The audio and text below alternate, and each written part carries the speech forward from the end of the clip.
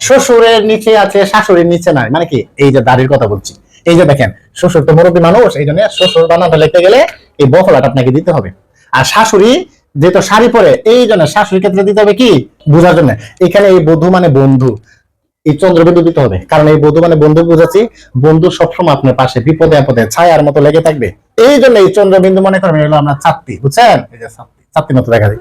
আর এই বধূ মানে কি জানেন, এই যে দেখেন এই বধূ মানে এখানে যদি আমি লিখি, এটা দেখেন গলার হারের মতো দেখা যায় না, মানে এই বধূটা দেখা যায়, এই জিনিসটা কি দেখেন কিরকম একটা জিনিস দেখা যায়, বর্ষির মতো দেখা যায় না, বর্ষির মতো দেখা যায়। তার মানে এই বধূ মূলত আপনাকে বোঝায় বউ। এখন এটা মনে রাখার বুদ্ধি কি, বুদ্ধি হলো বর্ষির মতো একটা জিনিস, আপনি মনে করেন ও গলার মধ্যে আটকিছে, এটা আপনি না পারবেন ফেলতে, না পারবেন গিলতে, কি বিপদে আপনি জানে আছেন, দেখছেন।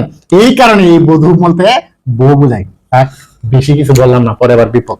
পরে দেখেন এখানে যদি ব্যক্তি বোঝায় তাহলে হবে এখানে দেখবেন দীর্ঘিকার, আর ব্যক্তি ছাড়া অন্য কিছু রস্যিকার। মন্ত্রী ব্যক্তি, তার দীর্ঘিকার, মন্ত্রিসভা ব্যক্তি না, এই জন্য রস্যিকার। প্রতিযোগী একজন ব্যক্তি, কিন্তু প্রতিযোগিতা ব্যক্তি না, তাই রস্যিকার।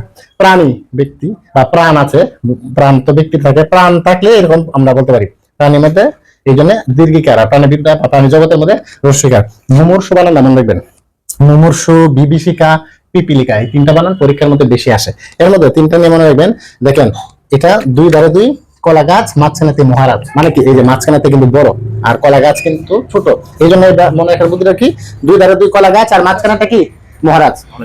ঠিক তেমনি ভাবে দেখেন বিভীষিকা বানানটা স্পেলিংটা কিন্তু এরকম, মানে মধ্যটা কি হবে বড় হবে আর সাইডেরটা কি হবে ছোট। আশা করি জিনিসটা বুঝে আসছে। আর এখানে ঠিক তেমনি ভাবে পিপিলিকা বানানে কি দেখেন, এই যে মাঝখানে মহারাজ কত বড় আর এই দুটা কি ছোট, ঠিক তেমনি ভাবে এখানে দেখেন ডং বানান যদি এটা আমরা অভ্যয় ধরি, এটা কাঠি আর এটা হলো ঘন্টা, এইটা যদি এখানে বাড়ি দেন তো ডং ডং করবেই।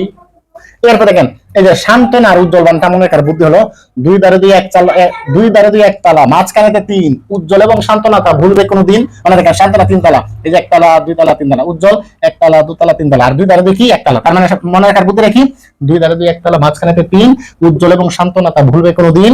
তার মানে এখানে শান্তনা মানে কিন্তু দন্ত স, অনেকে তালিবাস সদা লেখে না, তালিবাস সদা শান্তি হবে কিন্তু শান্তনা পাবেন না, শান্তনা পাবে দিলে আপনার দন্ত স লাগবে, মাথায় যাতে থাকে।